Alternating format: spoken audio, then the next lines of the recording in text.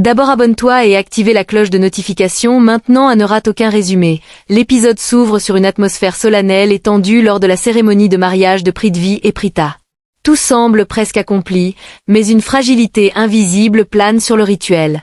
Le prêtre rappelle la rigueur sacrée du mariage et explique que le simple fait pour la mariée de s'être levée et d'avoir quitté le mandat suffit à annuler l'union, à moins de recommencer les rites depuis le début.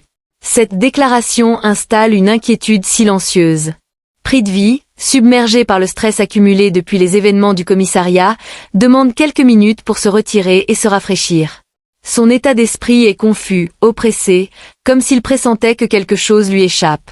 Après son départ, la grand-mère remarque l'épuisement de Pritha. Avec une douceur protectrice, elle l'emmène se reposer, persuadée que la jeune femme a besoin de reprendre des forces avant la reprise de la cérémonie.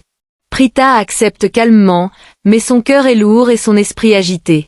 Pendant ce temps, loin du lieu du mariage, Rishabh traverse une nuit intérieurement dévastée. Seul dans sa voiture, il rencontre un homme ivre au bord de la route et décide de l'aider. Cette rencontre fortuite devient un exutoire émotionnel. Rishabh laisse échapper la douleur qu'il retient depuis longtemps. Son père est plongé dans le coma, son frère semble absent à la réalité, et sa propre vie conjugale lui est devenue étrangère.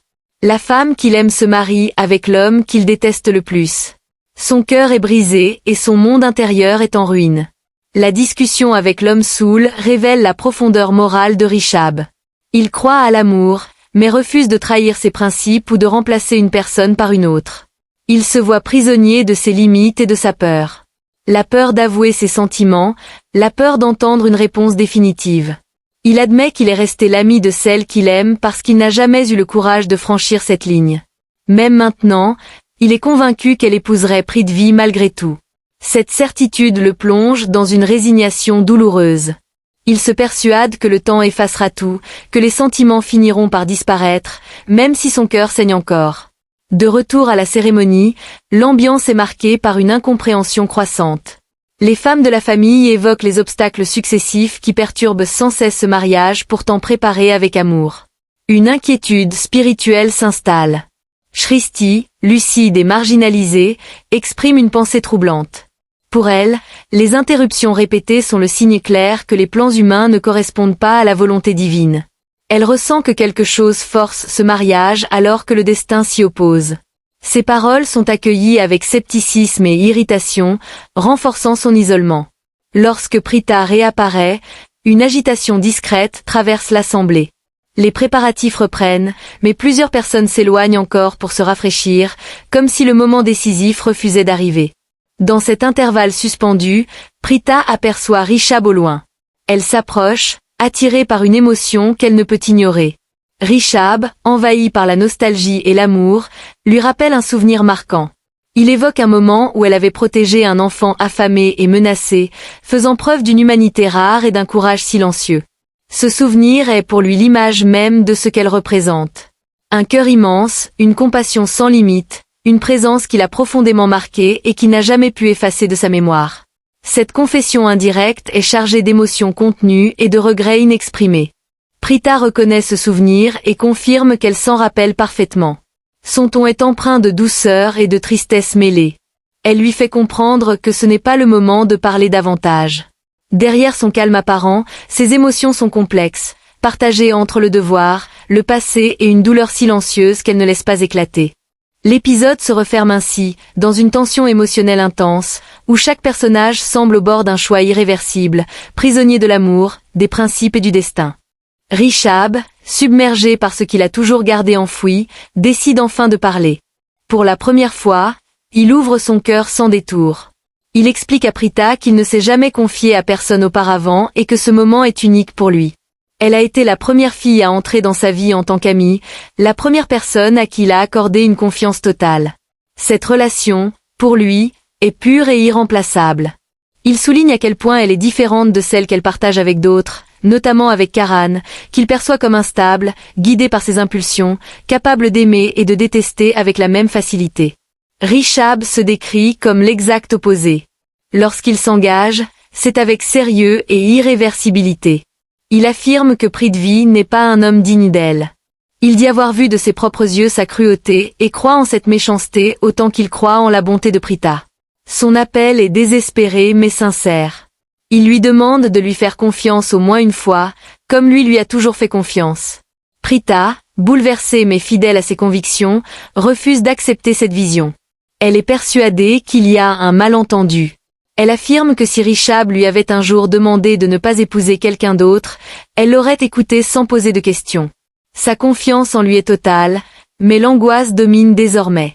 Elle décide de ne pas revenir sur sa décision. Richab, le cœur lourd, se retire, feignant une forme de soulagement alors que sa douleur est évidente. Peu après, Prithvi croise Karan dans le salon. Prithvi exprime une profonde mélancolie. Il se remémore son arrivée dans cette maison, l'accueil chaleureux, la sensation d'avoir trouvé une seconde famille. Aujourd'hui, il a l'impression d'avoir tout perdu et d'être abandonné par tous. Il accepte ce sacrifice avec résignation. Karan, sous des paroles faussement admiratives, glorifie Prithvi avec un cynisme glaçant. Il le félicite d'avoir surmonté tous les obstacles pour atteindre le mandat du mariage. Mais derrière cette façade se cache une trahison violente. Profitant de sa confiance, Karan l'attaque, l'endort de force et ordonne à Samir de l'attacher. Il agit avec une froide détermination, convaincu que la prudence est essentielle pour mener à bien son plan. Avant de disparaître, il laisse une menace lourde de sens. Le mariage avec Prita ne sera pas celui de Prithvi mais le sien. À la cérémonie, alors que les rituels reprennent, Karan nourrit intérieurement une haine profonde envers Prita. Les sentiments d'amour qu'il éprouvait autrefois se sont transformés en rancœur et en hostilité. À ses yeux, en sauvant Prithvi par le passé, elle a détruit ce qu'il ressentait et attisé cette haine. Le prêtre poursuit les rites sacrés avec gravité. Il invoque les dieux et les déesses, affirmant que le mariage ne peut être accompli que sous leur bénédiction. Il appelle à l'acceptation mutuelle, au respect, à l'union des âmes et à une promesse éternelle.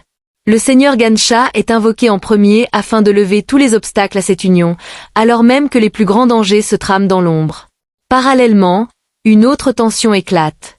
Karina reproche à Raki sa présence au mariage de Prita, alors que tout le monde avait juré de boycotter la cérémonie. Elle se sent trahie et délaissée, persuadée que Raki ne pense qu'à Prita et néglige sa propre famille. Raki tente de se justifier avec douceur, expliquant qu'elle considère Prita comme sa propre fille et qu'elle ne pouvait pas manquer ce moment. Mais Karina laisse éclater toute son amertume. Pour elle, l'arrivée de Prita n'a apporté que des problèmes.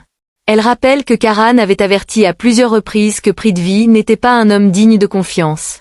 Elle accuse Prita d'avoir humilié leur famille au commissariat et de s'être volontairement battue pour faire libérer Prithvi alors qu'il était responsable de l'accident de son frère. À ses yeux, Prita est égoïste, indifférente et incapable de se soucier réellement de ceux qui l'entourent. L'épisode s'enfonce ainsi dans un climat de tension extrême, où l'amour non avoué, la haine, la manipulation et les secrets menacent de faire s'effondrer un mariage déjà fragilisé par le destin.